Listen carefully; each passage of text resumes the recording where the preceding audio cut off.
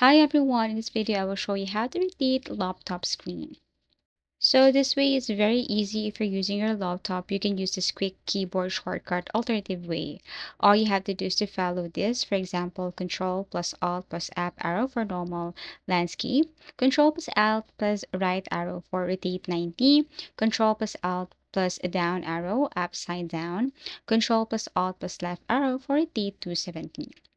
Now, another way is that you can right click and go to display settings. So basically, you can scroll down here and look for the scale and layout. Find display orientation under scale and layout. Click the drop down menu and choose your desired rotation. Here you can use or see landscape for normal view, portrait, rotate screen at 90 degrees, landscape flip, upside down, and portrait flip rotates 270. Once you choose, click keep changes if the screen looks correct.